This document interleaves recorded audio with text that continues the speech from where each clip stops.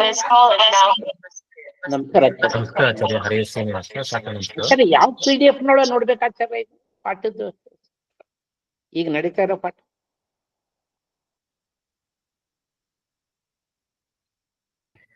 ಇದು 21ನೇ part, 21 part. ಆದ್ರೆ ಇದಿಷ್ಟು ಸುಧಾಮೂಲ 59ನೇದು ಸುಧಾಮೂಲ. ಆಯ್ತು.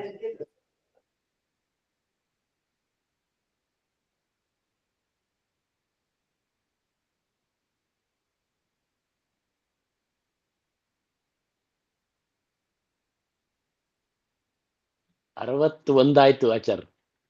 61ನೇ ಸುಧಾಮೂಲ ಆಯ್ತು.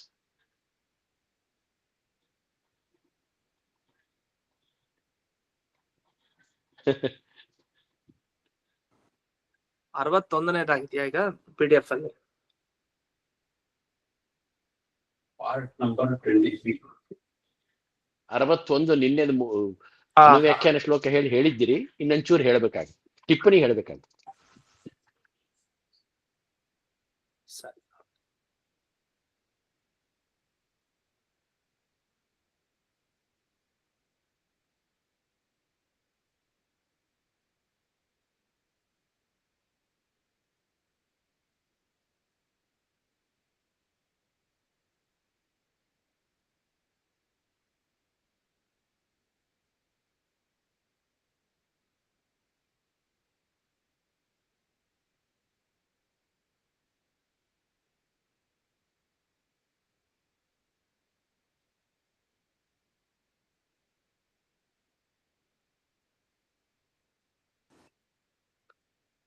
सुमतिभिरनुमेजं शुभ्रकाजं सकाजं सुखमयमनपाजं मुक्त्युपाजं विमाजं नृहजमहममेजं धेजमम्नाजगेजं सदजमसदजेजं श्रीसहाजं भजेजं तपस्वाध्यायशुश्रूषा कृष्णपूजारतं मुनिं विश्वेशमिष्टतं वन्दे परिव्राट् चक्रवर्तिनं श्रीगुरुभ्यो नमः।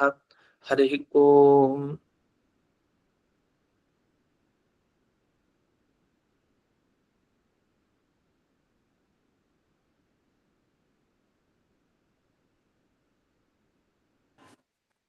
श्रियःपत्ये नित्या गणित गुणमाणिक्य विशद प्रभा जालोल्लासोपहत सकलावद्यतमसे जगज्जन्मस्थेम प्रलय रचनाशील वपुषे नमो शेषाम्नाय स्मृति हृदय दीप्ताय हरदे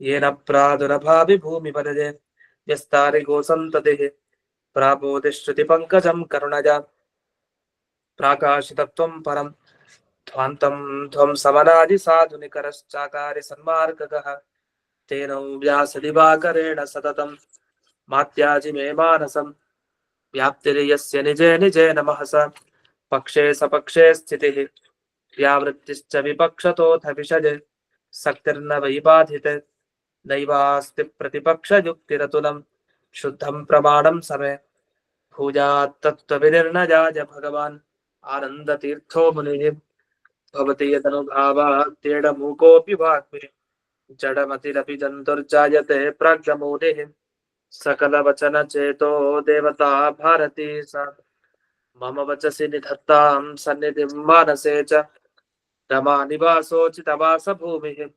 संन्यायरत्नावलिजन्मभूमिः वैराग्यभाग्यो मम पद्मनाभतीर्थामृताब्धिर्भवताद्विभूत्यै पदवाक्यप्रमाणज्ञान् प्रतिवादिमदच्छिदः श्रीमदक्षोभ्यतीर्थाख्यानुपतिष्ठे गुरून् मम श्रीमदानन्दतीर्थार्य सन्मनस्सरसे भुवि अनुव्याख्यानदलिने चञ्चले कतिमे मनः न शब्दाब्धौ गाढाः न च निगमचर्चासु चतुराः न च न्याये प्रौढाः न च विदितवेद्या अपि वयं परं श्रीमत्पूर्णप्रमतिगुरुकारुण्यसरणिं प्रपन्नामान्या स्मः किमपि च वदन्तोऽपि महताम् ॐ नारायणं निखिलपूर्णगुणैकदेहं निर्दोषमाप्यतममप्यखिलैः सुवाक्यैः अस्योद्भवादिदमशेषविशेषतोऽपि वन्द्यं सदा प्रियतमं मम सन्नमामि कुपिता हि पणच्छाया समीकृत्या परं सुखं ಸೇವಂತೆ ಯತ್ಪದಂ ಧೀರಾಸ್ತಂ ಭಜೆ ವಲ್ಲಭಂ ಶ್ರಿಯಃ.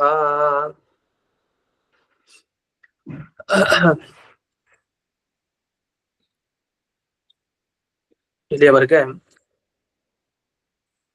ಈ ಶ್ರವಣ, ಮನನ ಮತ್ತೆ ನಿಧಿಧ್ಯಾಸನ ಇದನ್ನೆಲ್ಲ ಯಾರು ಮಾಡ್ತಾರೆ ಅಂದಾಗ ಕೇವಲ ಮನುಷ್ಯರಷ್ಟೇ ಅಲ್ಲ, ದೇವತೆಗಳು ಮಾಡ್ತಾರೆ. ಅಂದ್ರೆ ಯಾರಿಗೆ ದೇವರು ಈಗಾಗ್ಲೇ ಕಂಡಿದಾನೋ ಅಂಥವರು, ಅಂದ್ರೆ ಪ್ರತಿನಿತ್ಯ ದೇವರನ್ನ ಸಾಕ್ಷಾತ್ತಾಗಿ ನೋಡೋರು ಕೂಡ ಈಗಲೂ ಶ್ರವಣ, ಮನನ, ನಿಧಿಧ್ಯಾಸನ ಇವನ್ನೆಲ್ಲ ಮಾಡ್ತಾ ಇದ್ದಾರೆ ಅಂತ. ಯಾಕೆ ಅವ್ರು ಮಾಡ್ತಾರೆ ಅಂತ ಪ್ರಶ್ನೆ ಮಾಡಿಕೊಂಡು, ಇಲ್ಲ ಅದು ಸಂಸ್ಕಾರನ ಅಂದ್ರೆ ಹಾಗೇನಿಲ್ಲ, ಸಂಸ್ಕಾರ ಅಲ್ಲ, ಹೊರತು ಎಷ್ಟೆಷ್ಟು ಸಾಧ್ಯನೋ ಅಷ್ಟೆಲ್ಲ ಶಾಖೆಗಳ, ಶಾಖೆಗಳ ಅಧ್ಯಯನ ಮಾಡ್ಬೇಕು. ತಮ್ಮ ಶಾಖೆ ಪೂರ್ಣವಾಗಿ ಅಧ್ಯಯನ ಮಾಡ್ಲಿಕ್ಕೆ ಸುಲಭ ಯಾರಿಗೆ, ದೇವತೆಗಳಿಗೆ. ಆದ್ರೆ ಅಷ್ಟೇ ಅಲ್ಲ, ಎಲ್ಲವನ್ನೂ ಮಾಡ್ಬೇಕು. ಅವರ ಬುದ್ಧಿಶಕ್ತಿ ಎಷ್ಟಿದೆಯೋ ಅಷ್ಟಕ್ಕೆ ಅನುಗುಣವಾಗಿ ಎಷ್ಟು ಸಾಧ್ಯನೋ ಅಷ್ಟು ಶಾಖೆಗಳ ಅಧ್ಯಯನ ಮಾಡ್ಬೇಕು. ಹಾಗಾಗಿ ಈಗಲೂ ದೇವತೆಗಳು ಶ್ರವಣ, ಮನನ, ನಿಧಿಧ್ಯಾಸನ ಇವನ್ನೆಲ್ಲ ಮಾಡ್ತಾ ಇದ್ದಾರೆ ಅಂತ ಇಷ್ಟು ಬಂತು. ಇಷ್ಟು ವಿಷಯ ಆದ್ಮೇಲೆ ನಾವು ಈ ಟಿಪ್ಪಣಿಯ ವಿಚಾರಗಳನ್ನ ನೋಡ್ಬೇಕು. ಆ ಟಿಪ್ಪಣಿಯ ವಿಚಾರಗಳಲ್ಲಿ ಈ 58ನೇ ಸುಧಾಮೂಲದಲ್ಲಿ ಟಿಪ್ಪಣಿ ಇದೆ, ಗುರುವರ್ಥ ದೀಪಿಕಾ ವಾದಿರಾಜರ ಟಿಪ್ಪಣಿ, ಅಲ್ಲಿ ವಿಷಯ. ಈಗ ಸದ್ಯಕ್ಕೆ 61ನೇದು ಏನಿದೆ, 61ನೇದ್ರಲ್ಲಿ ವಿವರಣೆ ಮುಗೀತು ನೆನ್ನೆ ದಿವಸ. ಈಗ 58ನೇ ಸುಧಾಮೂಲ ಏನಿದೆ ಅದ್ರಲ್ಲಿ ಗುರುವರ್ಥ ದೀಪಿಕಾ ಟಿಪ್ಪಣಿ ಅಲ್ಲಿ ಬಂದಿದೆ. ಅದನ್ನ PDF ದಲ್ಲಿ ನಿಮ್ಗೆ ಅಲ್ಲಿ ಸಿಗತ್ತೆ. ಆ ಟಿಪ್ಪಣಿಯ ವಿಚಾರವನ್ನ ಈಗ ನೋಡ್ಬೇಕು. ಈಗ ಹಿಂದೆ ಒಂದ್ ಮಾತು ಬಂತು, ಯಾರು ಉಪನಯನವನ್ನ ಮಾಡಿಸ್ತಾರೆ, ಅಧ್ಯಾಪನ ವಿಧಿಗೆ ಅಧಿಕಾರಿ ಯಾರು, ಯಾರು ಪಾಠ ಮಾಡ್ಲಿಕ್ಕೆ ಯೋಗ್ಯ, ಅಧಿಕಾರಿ ಯಾರು ಅಂತ ಬಂದಾಗ ಆಚಾರ್ಯ ಕರಣ ಕಾಮಸ್ಯ ಅಂತ ಒಂದು ವಿಷಯ ಬಂತು. ಅಪೂರ್ವವಾದ ವಿಚಾರಗಳೇನಿದೆ ಅದನ್ನ ಹೇಳ್ತಾ ಇದ್ದೀನಿ. ನಾವಾಗ್ಲೇ ಸ್ವಲ್ಪ ವಿಷಯ ಕೇಳಿದ್ದೇವೆ ಹಿಂದಿನ ವಿಷಯ, ಅದರ ಬಗ್ಗೆ ಒಟ್ಟಾಗಿ ಮಧ್ಯದಲ್ಲಿ ಕೆಲವು ವಿಷಯಗಳಿದೆ, ಅದನ್ನ ನೋಡ್ತಾ ಇದ್ದೀವಿ. 58ನೇ ಸುಧಾಮೂಲದಲ್ಲಿ ಗುರುವರ್ಥ ದೀಪಿಕಾ ಟಿಪ್ಪಣಿಯಲ್ಲಿ ಮೊದಲನೇ ವಾಕ್ಯ, ಅಲ್ಲಿ ವಿವರಣೆ ಮಾಡ್ತಾ ಇದ್ದೀನಿ. ಆಚಾರ್ಯ ಕರ್ಣ ಕಾಮಸ್ಯ, ಯಾರು ತಾನು ಆಚಾರ್ಯನಾಗ್ಬೇಕು ಅಂತ ಬಯಸ್ತಾ ಇದ್ದಾನೋ ಅವನು ತಾನು ಅಧ್ಯಾಪನವನ್ನ ಮಾಡ್ಬೇಕು ಅಂತ. ಆದ್ರೆ ಇದಮಪಿ ಚಿಂತ್ಯಂ ಅಂತ ಹೇಳ್ತಾನೆ. ಸ್ವಲ್ಪ ಯೋಚನೆ ಮಾಡ್ಬೇಕು, ಇದು ಸರಿ ಇಲ್ಲ ಅವನು ಹೇಳಿದ ವಿಷಯ ಅಂತ. ಅಂದ್ರೆ ಪ್ರಾಭಾಕರ ಮತ, ಅಂದ್ರೆ ಪ್ರಾಭಾಕರದ ಮತದವನು ಅವನೇನ್ ಹೇಳ್ದ, ಇಷ್ಟೆಲ್ಲ ವಿಚಾರ ಹೇಳಿದ್ನಲ್ಲ, ಆಚಾರ್ಯರು ಉದಾಹರಣೆ ಕೊಟ್ಟ ವಾಕ್ಯ ಸರಿ ಇಲ್ಲ ಈ ಅರ್ಥದಲ್ಲಿ. ಯಾಕೆ ಸ್ವಾಧ್ಯಾಯೋತ್ಥೇತವ್ಯ ಅನ್ನೋ ವಾಕ್ಯ ಅದು ಅಧ್ಯಯನ ಮಾಡ್ಬೇಕು ಅಂತ ಹೇಳ್ತಾ ಇಲ್ಲ. ಯಾಕಂದ್ರೆ ಅದಕ್ಕೆ ಈ ವಾಕ್ಯವನ್ನು ಉದಾಹರಣೆ ಕೊಡಬೇಡಿ ಅಂತೆಲ್ಲ ಖಂಡನೆ ಮಾಡ್ತಾ ಬಂದಿದ್ದ. ಆ ಖಂಡನೆ ಮಾಡ್ತಾ ಮಧ್ಯದ ಒಂದು ಮಾತು ಬಂತು, ಅಧ್ಯಾಪನ ವಿಧಿ ಅಂದ್ರೆ ಪಾಠ ಮಾಡಬೇಕು ಅಂತ ನಮ್ಗೆ ಎಲ್ಲಿ ಸಿಗತ್ತೆ ವೇದದಲ್ಲಿ, ತಮ್ಮ ಅಧ್ಯಾಪಯೀತ ಅಂತ ಒಂದು ವಾಕ್ಯ. ಆ ವಾಕ್ಯದಲ್ಲಿ ಅಧ್ಯಾಪನ ಮಾಡ್ಬೇಕು, ಪಾಠ ಮಾಡ್ಬೇಕು ಅಂತ ಅಲ್ಲಿ ತಿಳಿಸಿದ್ದಾರೆ, ಅಲ್ಲಿ ವಿಧಿ ಮಾಡಿದ್ದಾರೆ, ಆಜ್ಞೆ ಮಾಡಿದ್ದಾರೆ ಪಾಠ ಮಾಡ್ಬೇಕು ಅಂತ.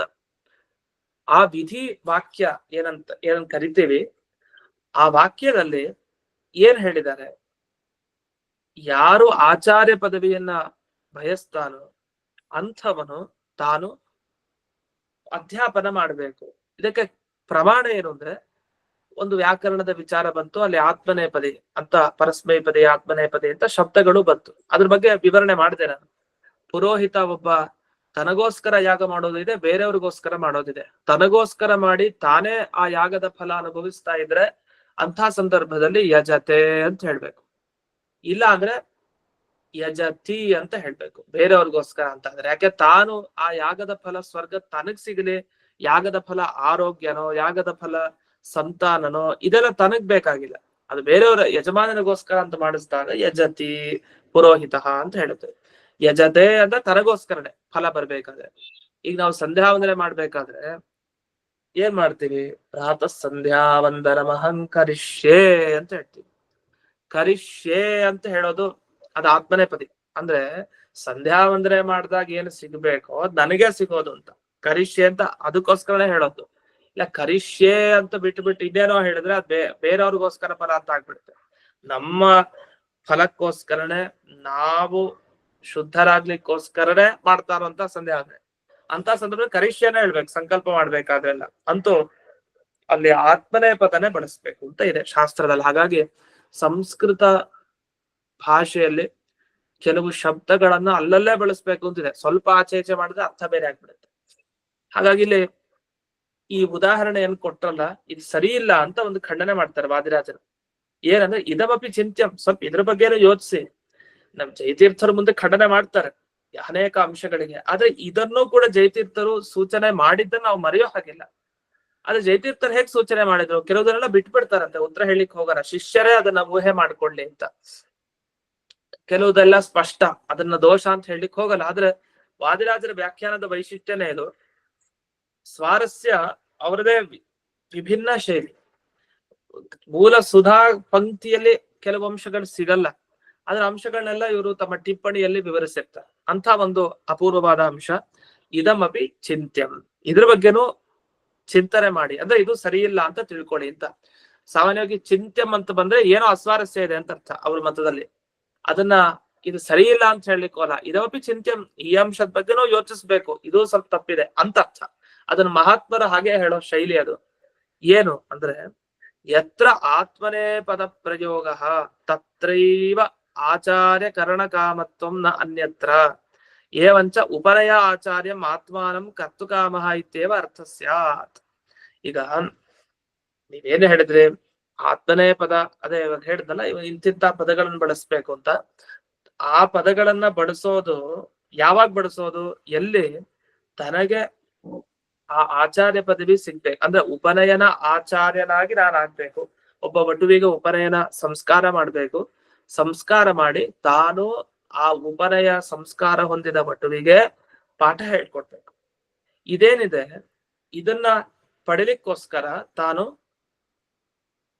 ಈ ಅಧ್ಯಾಪನ ವಿಧಿಯಲ್ಲಿ ಮತ್ತೆ ಉಪನಯನ ಸಂಸ್ಕಾರ ಮಾಡುವಂತಹ ವಿಧಿಯಲ್ಲಿ ಒಬ್ಬ ಪ್ರವೃತ್ತಿ ಮಾಡ್ತಾನೆ ಒಬ್ಬ ವ್ಯಕ್ತಿ. ಆಮೇಲೆ ಅವನು ಉಪನಯನವನ್ನ ಮಾಡಿಸ್ತಾನೆ, ನಂತರ ಆಚಾರ್ಯ ಪದವಿಯನ್ನ ಪಡಿತಾನೆ. ಯಾಕೆ? ಅಧ್ಯಾಪನ, ಅವನಿಗೆ ಪಾಠ ಮಾಡೋದ್ರಿಂದ.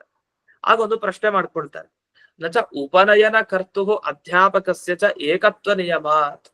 ಈಗ ಉಪನಯನ ಮಾಡಿಸುವಂತ ಅಧ್ಯಾಪಕ ಒಬ್ಬನೇ ಆಗಿರ್ತಾನೆ, ಉಪನಯನ ಮಾಡಿಸುವವನು ಒಬ್ಬ, ಅವನೇ ಅಧ್ಯಾಪಕ, ಇಬ್ರು ಒಬ್ಬರೇ ಆಗ್ಬೇಕು ಅಂತ. ಆದ್ರೆ ಯಾರು ಉಪನಯನ ಮಾಡಿಸ್ತಾನೋ ಅವನೇ ಪಾಠವನ್ನ ಮಾಡ್ಬೇಕು ಅಂತ ಆಯ್ತು. ಹಾಗಾದ್ರೆ ಎಲ್ಲಾ ಕಡೆ ಯಾರ್ಯಾರು ಉಪನಯನ ಮಾಡಿಸ್ತಾರೋ ಅವರೇ ಅಧ್ಯಾಪಕರಾಗ್ಬೇಕು ವಟುವಿಗೆ ಮುಂದಕ್ಕೆ. ಅದ್ರ ಲೋಕದಲ್ಲಿ ಹಾಗಿದ್ಯಾ?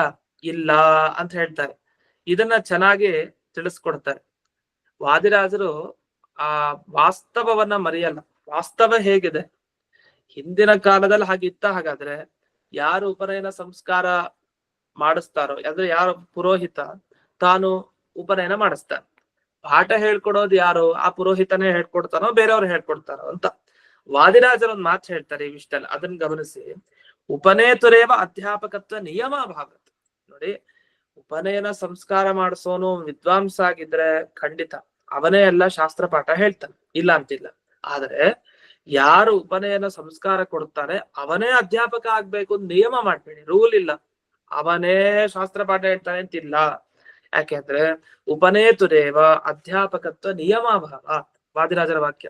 ಉಪನೇತುರೇವ, ಉಪನಯನ ಸಂಸ್ಕಾರ ಯಾರು ಕೊಡ್ತಾನೆ ಅವನೇ ಅಧ್ಯಾಪಕ ಆಗಬೇಕು ಅಂತ ನಿಯಮ ಇಲ್ಲ.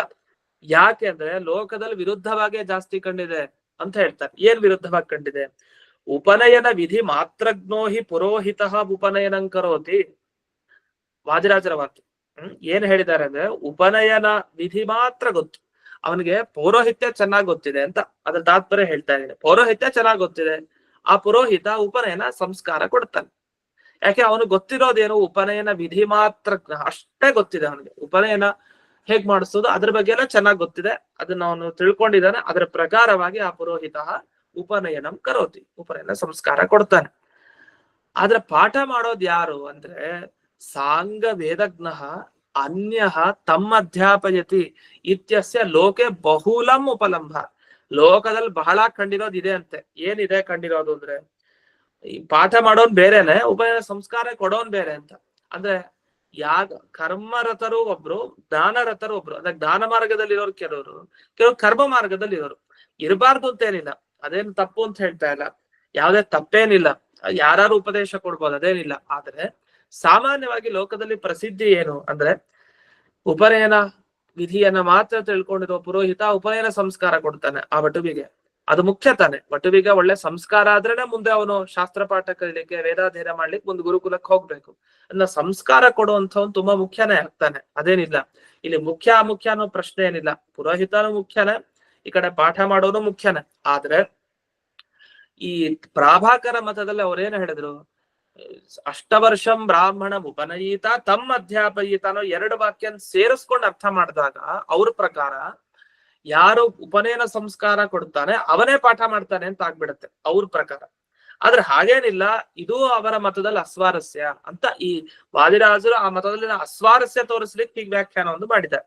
ಅದು ಲೋಕದಲ್ಲೂ ಕೂಡ ಹಾಗೆ ಕಂಡಿರೋದು ಕೂಡ. ಪುರೋಹಿತ ಉಪನಯನಂ ಕರೋತಿ, ಆದ್ರೆ ಸಾಂಗ ವೇದಜ್ಞ ಅಂದ್ರೆ ವ್ಯಾಕರಣ, ಜ್ಯೋತಿಷ್ಯ, ಅದು ಇದು 100 ತಿಳ್ಕೊಂಡಿರುವಂತಹ ಶಾಸ್ತ್ರಜ್ಞ, ವೇದವನ್ನ ತಿಳ್ಕೊಂಡಿರೋನು ಅವನಿಗೆ ಪಾಠ ಹೇಳ್ಕೊಡ್ತಾನೆ ಆ ವಟುವಿಗೆ. ಹಾಗಾದ್ರೆ ಉಪನಯನ ಸಂಸ್ಕಾರಕರ್ತ ಬೇರೆ, ಪಾಠಕರ್ತ ಬೇರೆ, ಪಾಠ ಮಾಡೋನೇ ಬೇರೆ, ಅವನೇ ಬೇರೆ ಅಂತ. ಆದ್ರಿಂದ ಇದಮಪಿ ಚಿಂತ್ಯಂ, ಅದನ್ನ ನೀವ್ ಹೇಳ್ದ ಹಾಗೆ ಅವನೇ ಅಂತ ಹೇಳೋದು ತಪ್ಪಾಗತ್ತೆ ಅಂತ ಪ್ರಾಭಾಕರ ಮತದಲ್ಲಿನ ಅಸ್ವಾರಸ್ಯವನ್ನ ತೋರಿಸ್ಕೊಟ್ಟಿದ್ದಾರೆ. ಇದೊಂದಾದ್ಮೇಲೆ ಇನ್ನೊಂದು ಕಿಂಚ. ನೀವ್ ಇಲ್ಲಿವರೆಗೆ ಏನ್ ಗಲಾಟೆ ಮಾಡ್ತಾ ಇದೀರಿ? ಈಗ ಸ್ವಾಧ್ಯಾಯೋಧೇತವ್ಯ ಅನ್ನೋದ್ರಲ್ಲಿ ಯಾವ ಅಧಿಕಾರಿಯನ್ನು ಹೇಳಲಿಲ್ಲ. ಅಂದ್ರೆ ಈಗ ಸಂಧ್ಯಾ ವಂದನೆ ಮಾಡಿ, ಯಾರು ಸಂಧ್ಯಾ ವಂದನೆ ಮಾಡ್ಬೇಕು? ಬ್ರಾಹ್ಮಣ ಮಾಡ್ಬೇಕು ಅಂತ ಹೇಳಿದ್ರೆ ಆ ಒಬ್ಬ ಅಧಿಕಾರಿ ಸೂಚನೆ ಮಾಡಿದಾಗಾಯ್ತು. ಕ್ಷತ್ರಿಯ ಮಾಡ್ಬೇಕು, ಸರಿ. ವೈಶ್ಯ ಮಾಡ್ಬೇಕು, ಸರಿ. ಹಾಗಾದ್ರೆ ಯಾರ್ಯಾರು ಮಾಡ್ಬೇಕು ಅಂತ ಅಧಿಕಾರಿಯನ್ನ ಹೇಳಿದ್ರೆ ಸರಿ. ಅಧಿಕಾರಿಯ ಉಲ್ಲೇಖ ಮಾಡ್ದೇನೆ ಹಾಗೆ ಹೇಳಿದ್ರೆ ಅಂಥ ವಾಕ್ಯವನ್ನ ನಾವು ಒಪ್ಪಲ್ಲ ಅಂತ ಹೇಳಿದ್ದಾರೆ. ಒಪ್ಪಲ್ಲ ಅಂದೇನೋ ಆ ವಾಕ್ಯಗಳು ಇಲ್ಲ ಅಂತಿಲ್ಲ ವೇದದಲ್ಲಿ, ಇದ್ರೂ ಅದು ಯಾವುದೇ ಒಂದು ವಿಶೇಷ ವಿಷಯವನ್ನ ತಗೊಂಡು ಹೇಳಲಿಕ್ಕೆ ಅದಕ್ಕೆ ಶಕ್ತಿ ಇಲ್ಲ. ಯಾಕಂದ್ರೆ ಅಧಿಕಾರಿ ಇರ್ಬೇಕು, ಇಂಥವ್ರು ಇಂಥ ಕೆಲಸವನ್ನ ಮಾಡ್ಲೇಬೇಕು ಅಂತಂದ್ರೆ ಸರಿ. ಹೇಗೆ ಜ್ಯೋತಿಷ್ಠೋಮ ಯಾಗವನ್ನ ಸ್ವರ್ಗ ಬೇಕು ಅಂತಿರೋನ್ ಮಾಡ್ಲೇಬೇಕು ಅಂತ ಹೇಳೋದು ಸರಿನೋ ಹಾಗೆ ಅಂತ. ಪ್ರಕೃತಿ ಇಲ್ಲಿ ಯಾರು ಇಲ್ವಲ್ಲ. ಸ್ವಾಧ್ಯಾಯೋಧೇತವ್ಯ ಅನ್ನೋಲ್ಲೇನೋ ತಮ್ಮ ಶಾಖೆಗಳನ್ನಾಗ್ಲಿ ಯಥಾಶಕ್ತಿ ತಿಳಿಲೇಬೇಕು ಅಂತ ಹೇಳ್ಬೇಕು ಅಂದ್ರೆ ಒಬ್ಬ ಅಧಿಕಾರಿ ಬೇಕಲ್ಲ. ಅಧಿಕಾರಿ ಬಗ್ಗೆ ಹೇಳಿಲ್ವಲ್ಲ ಅಂತ ಒಂದು ಪ್ರಶ್ನೆ ಇಟ್ಟ ಆ ಪ್ರಾಭಾಕರ. ಆ ಪ್ರಶ್ನೆಗೆ ಉತ್ತರ ಕೊಡ್ತಾರೆ ವಾದಿರಾಜರು. ಕಿಂಚ ಬ್ರಹ್ಮ ಅಣತಿ ಇತಿ ಬ್ರಾಹ್ಮಣ ಇತಿ ವಿತ್ಪತ್ತೇ. ಎಷ್ಟು ಸೊಗಸಾಗಿ ಅದಕ್ಕೆ ಉತ್ತರ ಕೊಟ್ಟಿದ್ದಾರೆ. ಈಗ ಬ್ರಾಹ್ಮಣ ಅನ್ನೋದು ಶಬ್ದಕ್ಕೆ ಅರ್ಥ ಬ್ರಹ್ಮ ಅಣತಿ, ಯಾರು ಬ್ರಹ್ಮನನ್ನ ತಿಳ್ಕೊಳ್ತಾನೋ, ಪರಮಾತ್ಮನನ್ನ ತಿಳ್ಕೊಂಡು ಅವನ ಬಗ್ಗೆ ದರ್ಶನ ಪಡಿತಾನೋ ಅಂತವನು ಬ್ರಾಹ್ಮಣ. ಈ ಬ್ರಾಹ್ಮಣ ಅನ್ನೋ ಶಬ್ದದ ಅರ್ಥದ ಪ್ರಕಾರ ಆತ್ಮಾನಂ ಬ್ರಾಹ್ಮಣಂ ಕರ್ತುಕಾಮೇನ ಸ್ವಾಧ್ಯಾಯೋಧೇತವ್ಯ ಇತಿ ನಿಯೋಜ್ಯ ಕಲ್ಪನಾಯ ಅತ್ರಾಪಿ ಸುಕರತ್ವ. ತುಂಬಾ ಸುಲಭ. ಒಬ್ಬ ಅಧಿಕಾರಿ ಬಗ್ಗೆ ಹೇಳಲಿಕ್ಕೆ ಆಗಲ್ಲ ಅಂತ ತಲೆ ಕೆಡಿಸ್ಕೊಂಡು ಏನೇನೇನೋ ವಿಚಾರ ಹೇಳ್ತಾ ಬಂದ. ಉಪನಯನಕ್ ಬಂದ, ಸಂಸ್ಕಾರ ಕೊಡೋ ಆ ಪುರೋಹಿತನಕ್ ಬಂದ, ಆಮೇಲೆ ಅವನೇ ಆಗಿರ್ಬೇಕು ಪಾಠ ಮಾಡೋನು ಅಂತ ಬಂದ. ಆಮೇಲೆ ಒಂದ್ ವೇಳೆ ಆ ಉಪನಯನ ಮಾಡೋನು ಸತ್ತೋದ್ರೆ, ಮರಣವನ್ನಪ್ಪಿದ್ರೆ, ಆ ಸತ್ತೋದ್ರೆ ಅನ್ನೋ ಶಬ್ದ ಯಾಕಂದ್ರೆ ಸ್ಪಷ್ಟ ಪ್ರತಿಪತ್ತಿ ಅಂತ ಹೇಳ್ತಾ ಇದೀನಿ. ಒಂದ್ ವೇಳೆ ಅವನು ಗತಿಸಿ ಹೋದ್ರೆ, ಮರಣವನ್ನಪ್ಪಿದ್ರೆ, ಆಗ ವಟುವಿ ಓದೋದೆಲ್ಲಿ? ಯಾಕೆ ಯಾರು ಉಪನಯನ ಮಾಡಿಸ್ತಾನೋ, ಸಂಸ್ಕಾರ ಕೊಡ್ತಾನೋ ಅವನ ಕೈಲೇ ಓದ್ಬೇಕು ಅಂತ ಹೇಳಿದಿರಿ. ಯಾರು? ಈ ಪ್ರಾಭಾಕರ ಮತದವನ ಪ್ರಕಾರ. ಅದ್ರ ಹೇಗ್ ಸಾಧ್ಯ? ಅದ್ ಸಾಧ್ಯ ಇಲ್ವಲ್ಲ ಅಂತ ಹೀಗೆಲ್ಲ ವಿಚಾರವನ್ನ ಮುಂದಕ್ಕೆ ಹೊರಡಿಸ್ತೀರಿ. ಆದ್ರೆ ಇಷ್ಟೆಲ್ಲ ವಿಚಾರ ಮಾಡೋ ಅಗತ್ಯ ಇಲ್ಲ. ಯಾಕೆಂದ್ರೆ ಅಧ್ಯಯನ ಮಾಡ್ಬೇಕು ಅಂತ ತಿಳಿಸುವಂತಹ ವೇದ ವಾಕ್ಯದಲ್ಲಿ ಅಧಿಕಾರಿ ಬಗ್ಗೆ ಹೇಳಿಲ್ವಾ? ಹೇಳಿದ್ದಾರೆ ಅಂತಾರೆ ವಾದಿರಾಜರು. ಏನ್ ಹೇಳಿದಾರಲ್ಲಿ ಅಂದ್ರೆ, ಯಾರು ಬ್ರಾಹ್ಮಣ ತಾನಾಗ್ಬೇಕು ಅಂತ ಬಯಸ್ತಾನೋ ಅವ್ನು ವೇದ ಅಧ್ಯಯನ ಮಾಡ್ಬೇಕು ಅಂತ. ಓಹೋ, ಬ್ರಾಹ್ಮಣ ತಾನ್ ಯಾರು ಅಂತ ಅನಿಸ್ಕೊಬೇಕು ಅಂತಿದಾನೋ ಅವನು ಸ್ವಾಧ್ಯಾಯೋಧೇತವ್ಯ, ತನ್ನ ಶಾಖೆ ಏನಿದೆ ಅದನ್ನ ಅಧ್ಯಯನ ಮಾಡ್ಲೇಬೇಕು. ಹಾಗಾದ್ರೆ ಬಂತಲ್ಲ, ಯಾರ ಅಧಿಕಾರಿ ಅಂದ್ರೆ ಆತ್ಮಾನಂ ಬ್ರಾಹ್ಮಣಂ ಕರ್ತುಕಾಮೇನ, ತನ್ನನ್ನ ಬ್ರಾಹ್ಮಣನಾಗ ಮಾಡ್ಕೊಳ್ಲಿಕ್ಕೆ, ಬ್ರಾಹ್ಮಣನಾಗ್ ಮಾಡ್ಕೊಳ್ಳೋದ್ರಿಂದ ಏನರ್ಥ? ಬ್ರಹ್ಮ ಅಣತಿ, ದೇವರನ್ನ ತಿಳ್ಕೊಳ್ಬೇಕು ಅಂತ ಯಾರು ಬಯಸ್ತಾನೋ, ದೇವರನ್ನ ನೋಡ್ಬೇಕು ಅಂತ ಯಾರು ಬಯಸ್ತಾನೋ ಅಂಥವನು ಸ್ವಾಧ್ಯಾಯೋಧೇತವ್ಯ, ಅಂಥವನೇನ್ ಮಾಡ್ಬೇಕು? ತನ್ನ ಶಾಖೆಗಳ ಅಧ್ಯಯನ ಯಥಾಶಕ್ತಿಯಾಗಿ ಮಾಡಿ ಎಲ್ಲವನ್ನು ಇನ್ನೂ ಮಿಕ್ಕಿದದ್ದೇನಂತೆ ಅದನ್ನೆಲ್ಲ ತಿಳ್ಕೊಳ್ಬೇಕು ಅಂತ ಅರ್ಥ. ಅದರಿಂದ ತುಂಬಾ ಸುಲಭ. ಆದ್ರಿಂದ ಇಷ್ಟು ಕಷ್ಟ ಪಡ್ಬೇಕಾಗೇನಿಲ್ಲ. ಅದಕ್ಕೊಬ್ಬ ಅಧಿಕಾರನೇ ಸಿಗಲ್ಲ, ಅಲ್ಲಿ ಹೇಳಲೇ ಇಲ್ಲ ವೇದವಾಕ್ಯದಲ್ಲಿ, ಹಾಗೆ ಹೀಗೆ ಅದೇನ್ ಬೇಡ. 2 ಆಕ್ಷೇಪ ವಾದಿರಾಜರು ಇದ್ರಲ್ಲಿ ಮಾಡಿದ್ದಾರೆ. ಜಯತೀರ್ಥರು ಉತ್ತರ ಕೊಟ್ಟಿದ್ದಾರೆ. ಅದರಲ್ಲಿ ಮಧ್ಯದಲ್ಲಿ 2 ಕಡೆ ಹೊಸದಾಗಿ ವಿವೇಚನೆಯನ್ನ ವಾದಿರಾಜರು ಮಾಡಿದ್ದಾರೆ. ಒಂದು, ಯಾರು ಉಪನಯನ ಸಂಸ್ಕಾರ ಮಾಡ್ತಾನೋ ಅವನೇ ಪಾಠ ಮಾಡ್ಬೇಕು ಅಂತಿಲ್ಲ, ಲೋಕದಲ್ಲಿ ವಿಪರೀತವಾಗೇ ಜಾಸ್ತಿ ಕಂಡಿದೆ ಒಂದು. ಎರಡನೇದು, ಅಧ್ಯಯನ ವಿಧಿ, ಅಧ್ಯಯನ ಮಾಡ್ಬೇಕು ಎಲ್ಲ ಶಾಖೆಗಳನ್ನ ಯಥಾಶಕ್ತಿ ಅನ್ಲಿಕ್ಕೆ ಅಧಿಕಾರಿ ಇಲ್ಲ, ತಪ್ಪು. ಅಧಿಕಾರಿ ಇದ್ದಾನೆ. ಯಾರು ತನ್ನನ್ನ ತಾನು ಆತ್ಮಾನಂ ಬ್ರಾಹ್ಮಣಂ ಕರ್ತುಕಾಮೇನ, ಬ್ರಹ್ಮಜ್ಞಾನಿಯಾಗಿ ದೇವರನ್ನು ನೋಡ್ಬೇಕು, ದೇವರ ಬಗ್ಗೆ ವಿಶೇಷ ಜ್ಞಾನ ಪಡಿಬೇಕು ಅಂತ ಯಾರು ಬಯಸ್ತಾ ಇದ್ದಾನೋ ಅಂಥಂ ಸ್ವಾಧ್ಯಾಯೋದ್ಯನವೇ ಅಂತ ಹೇಳೋದು ಸುಲಭ. ಅದನ್ನ ಇಷ್ಟು ಸುಲಭ ಮಾತು ಇದ್ದಾಗ ಸುಮ್ನೆ ಏನೋ ಒಂದು ಎಳ್ಕೊಂಡು ಈ ರೀತಿಯ ಅರ್ಥಕಲ್ಪನೆ ಮಾಡಿದ ಅನುಚಿತ ಅಂತ ಇದು 2ನೇ ಖಂಡನೆ ವಾದಿರಾಜರು ಮಾಡಿ. ಅಪಿಚ ಅಂತ ಇನ್ನೊಂದು ಹೇಳ್ತಾರೆ. ಒಂದು ಕಿಂಚ ಬಂದ್ರು, ಇನ್ನೊಂದು ಅಪಿಚ. ಇಷ್ಟೇ ಅಲ್ಲ, ಇನ್ನೊಂದು ಇದೆ ದೋಷ. ಏನ್ ದೋಷ? ಪ್ರಥಮೋಲ್ಲಂಘನೆ ಕಾರಣಾಭಾವ ದ್ರವ್ಯಾದಿ ಸಂಭಾವನ ಕಾಮಸ್ಯೇವ ಉಭಯತ್ರಾಪಿ ನಿಯೋಜ್ಯತ್ವೆ ಸೋಪಾಧಿಕ ವಿಧಿನಾನೇನ ನಿರುಪಾಧಿಕ ನಿತ್ಯ ಅಧ್ಯಯನವಿದೆ ಕಥಮುನ್ನಯನಂ. ಇಲ್ಲೊಂದು ಮಾತು ಹೇಳ್ತಾರೆ. ಅಧ್ಯಾಪಕರು ಹೇಗಿರ್ತಾರೆ ಅಂತ, ಈ ಅಧ್ಯಾಪಕರ ಲಕ್ಷಣವನ್ನ ಸುಭಾಷಿತದಲ್ಲೂ ಕೂಡ ಹೇಳ್ತಾರೆ. ಇದು ಸ್ವಲ್ಪ ವಿಷಯ ಇದೆ, ಬಹಳ ಚೆನ್ನಾಗಿದೆ ವಿಷಯ. ಈ ಭಾಗ ಗುರುವರ್ಥ ದೀಪಿಕಾದಲ್ಲಿ ಬಂದಿರೋ ಭಾಗ. ಇದು ನಮಗ್ ಸಿಗಲ್ಲ, ಈ ತರ ಪ್ರಶ್ನೆ ಮತ್ತೆ ಈ ತರ ಉತ್ತರಗಳು ಸಿಗಲ್ಲ. ಬಹಳ ಸೊಗಸಾಗಿ ಈ ಪ್ರಘಟ್ಟಕಕ್ಕೆ ಹೊಸದ ರೀತಿಯಲ್ಲಿ ಅವ್ರು ವಿವರಣೆ ಮಾಡಿದ್ದಾರೆ. ಇಷ್ಟೇ ಅಲ್ಲ, ಮುಂದೆ ಇನ್ನು ಯಾದುಪತ್ಯ ಟಿಪ್ಪಣಿಯಲ್ಲೂ ಕೆಲವು ವಿಶೇಷ ವಿಚಾರಗಳಿದೆ. ಈ ಪ್ಯಾರ ಏನೋ ಇದು, ಈ ಟಿಪ್ಪಣಿ ವಿಚಾರಗಳು ಮತ್ತೆ ಸಿಗಲ್ಲ, ಅಂತ ಅಪೂರ್ವವಾದ ವಿಚಾರಗಳಿದು. ಇನ್ನು ಮುಂದೆ ಏನು ಗುರುವರ್ಥ ದೀಪಿಕಾ ಟಿಪ್ಪಣಿ ಸ್ವಾರಸ್ಯಗಳಿದೆ ಅದನ್ನ ನಾಳೆ ದಿವಸ ನೋಡೋಣ ಅಂತ ಹೇಳ್ತಾ ಇಂದಿನ ಪಾಠವನ್ನ ಗುರುವಂತರ್ಗತ ವ್ಯಾಸತೀರ್ಥ ಗುರುವಂತರ್ಗತ ಭಾರತೀಯ ಬಣ ಮುಖ್ಯ ಪ್ರಾಣಾಂತರ್ಗತ ಶ್ರೀಮದ್ ಮೂಲ ಗೋಪಾಲ ಕೃಷ್ಣನಿಗೆ ಅರ್ಪಣೆ ಮಾಡ್ತೀನಿ. ಕೃಷ್ಣ ಅರ್ಪಣ. ನಮಸ್ಕಾರ. ನಮಸ್ಕಾರ. ನಮಸ್ಕಾರ ಆಚಾರ್ಯ.